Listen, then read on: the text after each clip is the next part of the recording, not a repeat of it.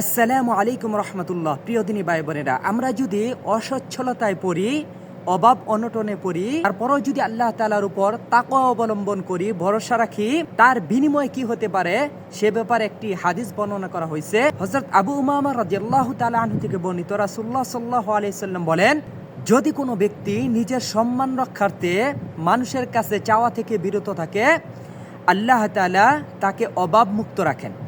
দেখেন, আমরা অনেকেই অভাব অনটনের মধ্যে পড়ি।